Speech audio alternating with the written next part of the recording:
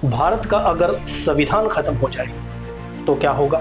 आज संविधान है तो ये हो रहा है।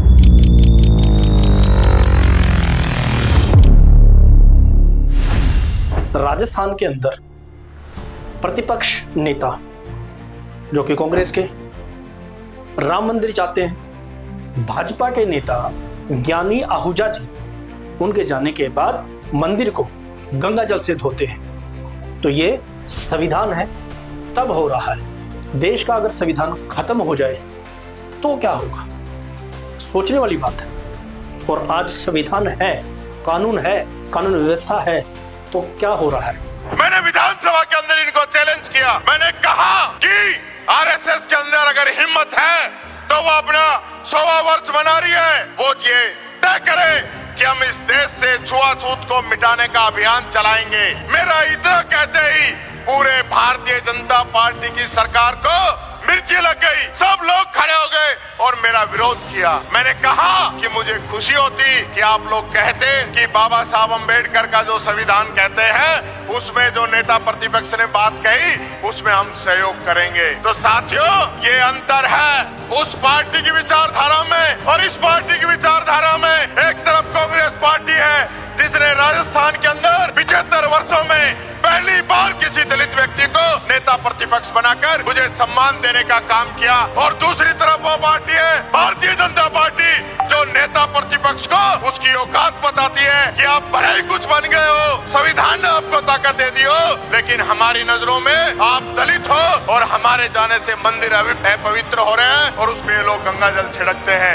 ये कांग्रेस पार्टी है जिसका आज राष्ट्रीय अध्यक्ष मल्लिकार्जुन खड़गे साहब है, जो दलितों को कितना मान सम्मान दिया है। वो लोग जो बाबा साहब अम्बेडकर के संविधान को कमजोर करना चाहते हैं, वो संविधान को खत्म करना चाहते हैं, उन लोगों को सत्ता से बाहर फेंकने की जरूरत है। मैं इस पे घोर आपत्ति मैं करता हूँ। लेकिन टीकाराम जूली जो हिंदुत्व का विरोधी, सनातन धर्म का विरोधी, कभी वो करणी माता कल गए, मुझे आज अखबार में आया करणी माता गए और आज राम मंदिर में आ गए। शर्म आनी चाहिए। और इनको आजकल पानी बहुत सूख गया है, पानी के लिए तराई हो रही है, तो कटोरी में पानी डाल के उसमें नाक डुबो लेने चाहिए। मैं बायकाट शब्द बहिष्कार नहीं करूँगा, भगवान श्री राम का मंदिर है, लेकिन मैं आज नहीं जा करके कल इनके जो अपवित्र पैर चरण पड़ेंगे वहाँ, हाथ लगेंगे मूर्तियों को, कल मैं गंगा जल ले जा करके शालीमार की जनता के साथ ले जाके और वहाँ गंगा जल छिड़क करके और भगवान श्री राम का पूजन करूँगा। ये मेरा संकल्प है। इस नाते से मैं आज नहीं गया और मैं कल जाऊँगा।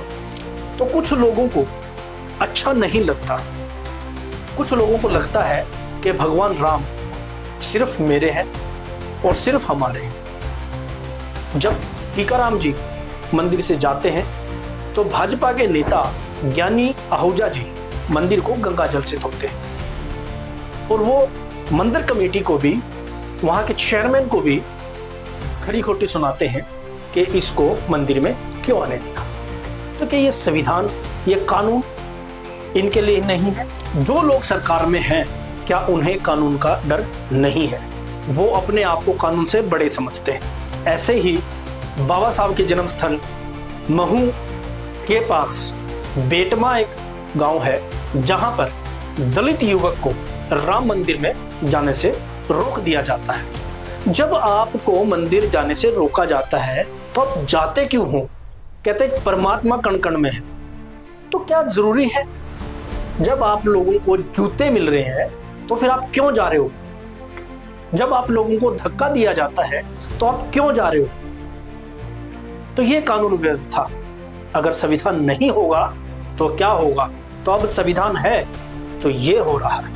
ऐसे ही राजस्थान के अंदर भारत के प्रथम कानून मंत्री, भारत के सबसे बड़े विद्वान, सबसे ज्यादा डिग्रियां लेने वाले और सबसे ज्यादा पढ़े लिखे, विश्व में 6 नंबर पे आने वाले की प्रतिमा के ऊपर कुछ शरारती तत्वों के द्वारा बाबा साहब की प्रतिमा के ऊपर कालक पोत दी जाती है। तो कानून है, भारत के प्रथम कानून मंत्री की प्रतिमा के साथ ये हो रहा है। तो अगर सोचो, अगर कानून नहीं होगा तो क्या होगा? कि अब इतनी हद पार कर दी उन शरारतियों ने, उन लोगों ने जिनकी मानसिकता बहुत खराब है। वो चाहते नहीं कि इस देश के अंदर भाईचारा बना रहे। क्या इस देश को आज़ाद कराने के लिए जिन लोगों ने कुर्बानी दी है, उन लोगों की कुर्बानी का ये मोल है, ये सिला है? बाबा साहब की जयंती के ऊपर मध्य प्रदेश मुरैना में कुछ लोग बाबा साहब की जयंती मनाते हैं, डीजे बजता है वहाँ पे, लेकिन कुछ शरारती तत्व को वो पसंद नहीं आती कि कैसे अंबेडकर साहब की जयंती को ये लोग बड़े धूमधाम से मना रहे हैं। तो कुछ शरारती लोग आते हैं वहाँ पे, गोलियां चलती हैं, एक युवक की मौत हो जाती है और 2 युवक घायल हैं जो आज भी हॉस्पिटल में एडमिट हैं। क्यों सरकारें इसके ऊपर ध्यान नहीं देती? तो जब देश का कानून खत्म हो जाएगा तो क्या होगा? आज देश का कानून है तो ये हो रहा है। तो समय समय में जब भी अंबेडकर जयंती आती है, वाल्मीकि जयंती आती है, रविदास जयंती आती है, कबीर जयंती आती है, या किसी भी दलित महापुरुष का जन्म दिहाड़ा मनाया जाता है, तो ऐसी घटनाएं क्यों होना शुरू हो जाती हैं? क्या कुछ लोग ये सोचते हैं कि ये देश सिर्फ उनका है? क्या कुछ लोग ये सोचते हैं कि इस देश को आज़ाद कराने के लिए सिर्फ उन्होंने कुर्बानी दी है? क्या कुछ लोग ये सोचते हैं इस देश के अंदर सिर्फ उन्हें रहने का हक है? तो ये बहुत गलत है। इस देश को आज़ाद कराने के लिए मैं तो ये कहता हूँ कि पशु पक्षियों ने भी अपना बलिदान दिया है, चाहे वो हाथी हो, घोड़े हो, किसी प्रकार का भी जानवर। इस देश को आज़ाद कराने के लिए सबने कुर्बानी दी है। जैसे महाभारत में बोलते हैं कि मैं समय हूं, तो समय ने देखा है कि इस देश में किस तरीके से लोगों को कुचला गया है, किस तरीके से इस देश में गरीबों को दबाया गया, और जब उनके लिए कोई आवाज़ उठाता है तो फिर उनके साथ ऐसा होता है। अगर ऐसे हादसे होंगे, क्यों कोई अपने समाज के लिए कुर्बानी देगा? जैसे अब एक बात देश में चली हुई है, करणी सेना और समाजवादी पार्टी रामजी लाल सुमन के बीच में, कि राणा सांघा के लिए ऐसा कुछ बोला गया। बाबर को लाया कौन? बाबर को इब्राहिम लोधी को हराने के लिए राणा सांघा लाया था।